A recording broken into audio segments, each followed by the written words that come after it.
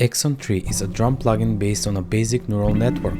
Unconventional in nature, this drum machine invites exploration and will take you on a sonic adventure.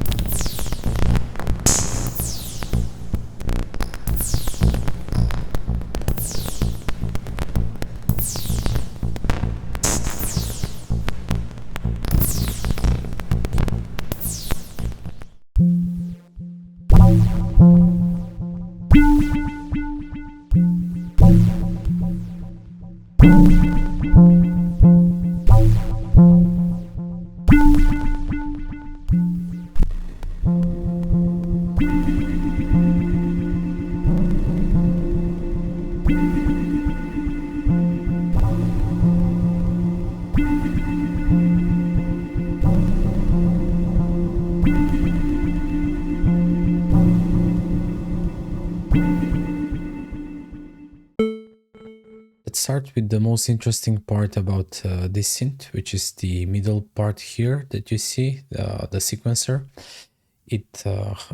All of these are called neurons. It mimics a basic kind of AI neural network.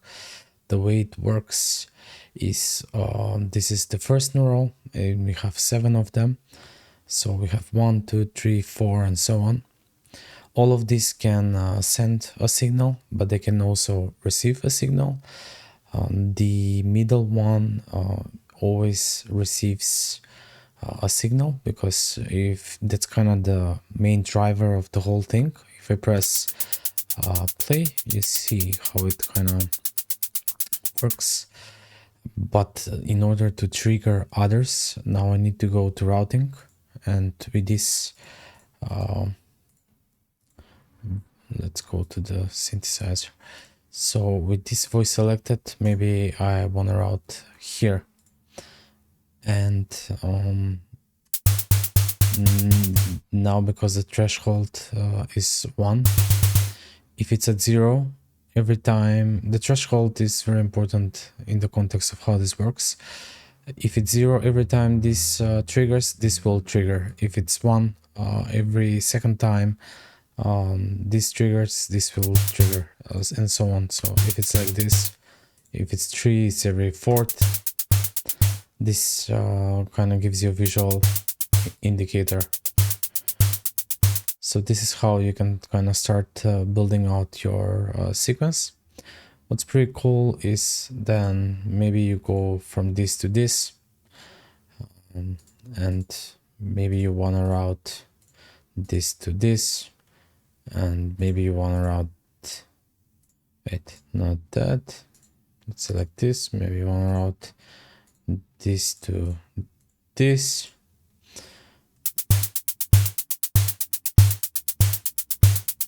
And now we can play with the thresholds. Offset is where the position in the bit. So if you want to move it forward or backward, you just use offset, so they don't trigger at the same time.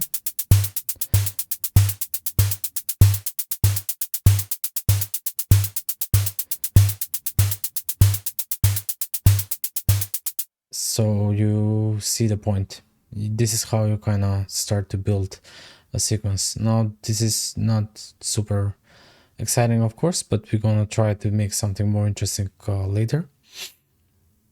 On the left side we have tempo options, what is the clock source, the host, which for me is Ableton, so that's what I use. One thing though, it's when it's locked to the host, I was confused. I have 120 BPM now, but it says 110 here. That's a bit confusing, so maybe they should make it such as this follows what you have enabled on or any DAW you use. Clock rate. So if I have 32, then the first neuron is on a 32 rate and everything else falls, and then the same is the same. So that's that. Pitch quantizer. So if you want to use it for melodic content, or maybe you want to use this as a sequencer for other things, which you can, they've added a new pitch quantizer. It wasn't available in Axon 2 before, so that's kind of cool. But for that to work, you need to select the quantize frequency button here, this one, and then this instead of frequency turns to note. So that's that. A lot of randomization options, which is always great to have. So for example, we have the network now, we can randomize the network, and because this doesn't trigger anything, all of this will never trigger, so that won't work. And you see you're building something else. Maybe we change the thresholds. Maybe we change all the voices. And that was weird, but you see,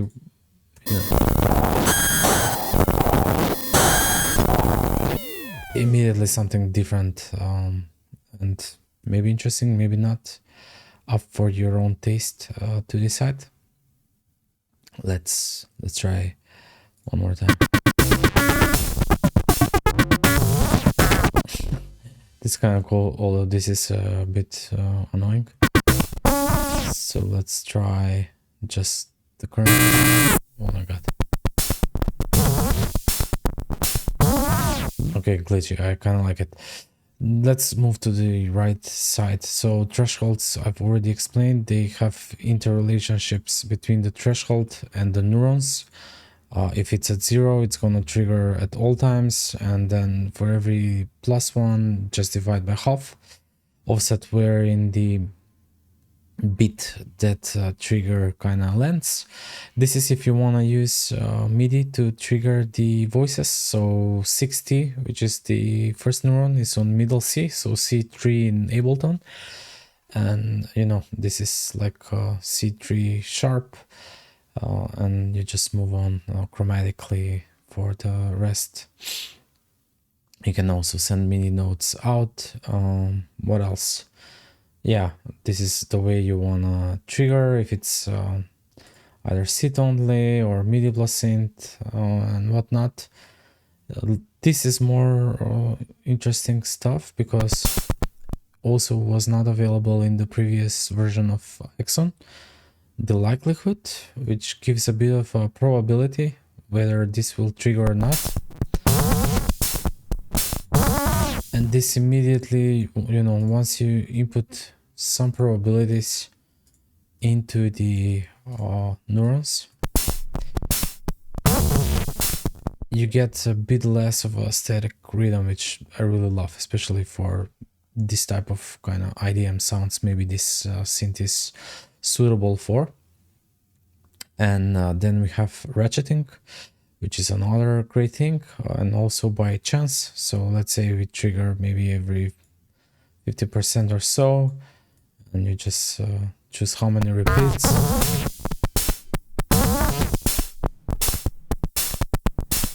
Let's do it here myself.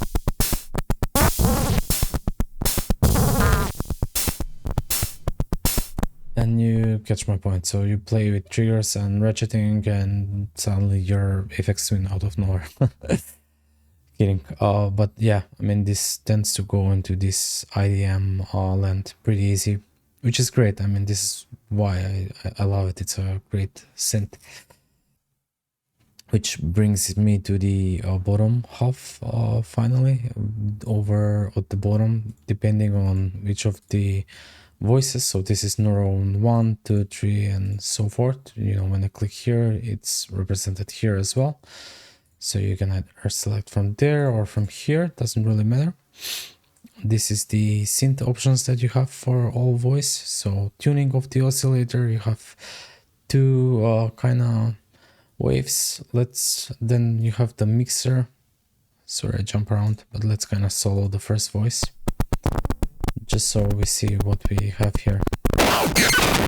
So this is the tuning, this is the wave, this is like a pitch bend modulation, decay, how long it is, and then decay of the FM envelope, the oscillator amplitude, oscillator shape,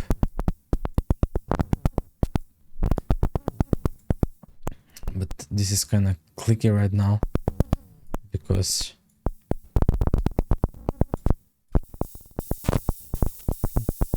and we have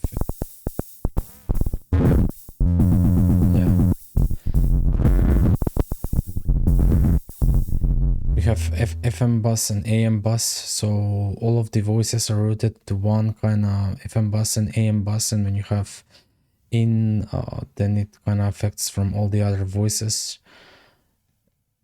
And yeah, you can play around and see what works, but if you want to have a bit more cleaner sound, then we can just start from scratch like this, and you suddenly get a bit more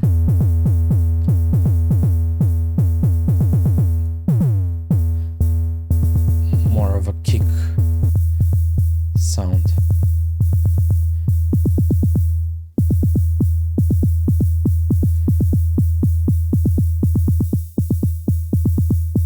This is like a click. If you want to make it clicky, see it co-interacts with whatever other voice triggers at the same time, so this is why it changes. AM bus. Let's see what happens. We have noise on the right side, filter for the noise, and then output level for each voice. The way you kind of really play with, if you want to change the sound, you have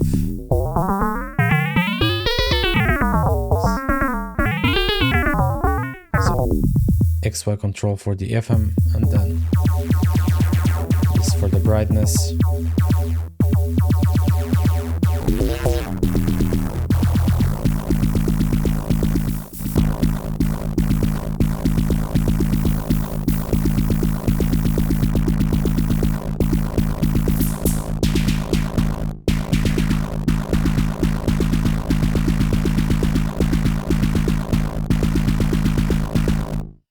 Whatever, so you see, you just sound design things like this. What is cool that I really like, from one voice you can copy, and then on another you can paste.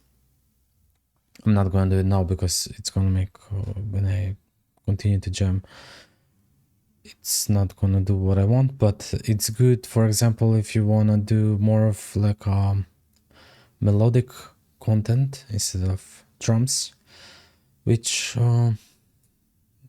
maybe we can do now, or maybe not.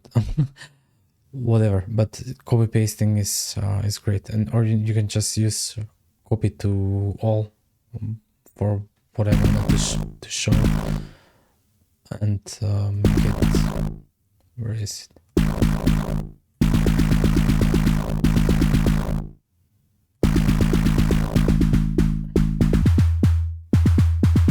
Yeah,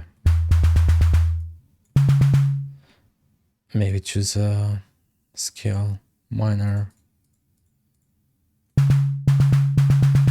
F minor, and now you can copy this to all.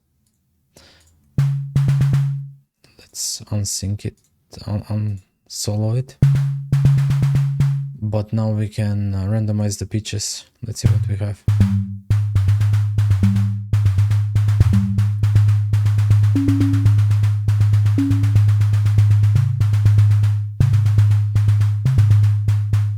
And yeah, you see, like, you can really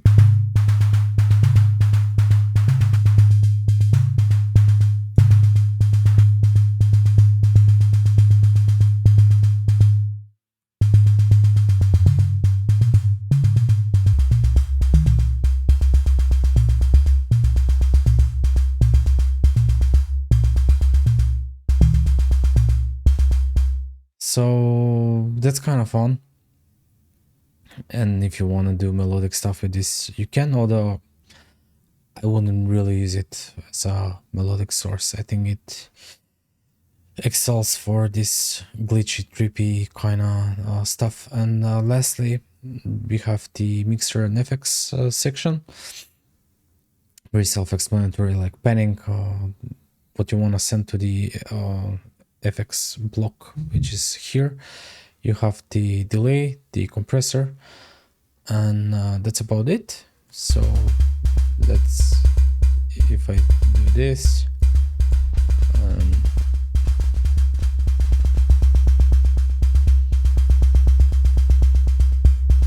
you can choose your width, your color, like more on the high frequency, more on the low frequency, brighter or less,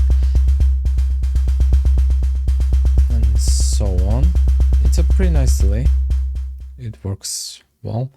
So yeah, you can use this for all sorts of things. I pretty much would use it just to, you know, maybe some overheads here and there, pair it with another synth for more solid kicks and stuff. Definitely in terms of what I like, it's super unique. I don't think something like this exists. Even Axon 2, I used it before. I didn't use it that much, but it was still always fun to kind of load it up.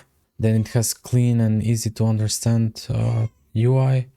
The randomization options are great, so you just start with something and then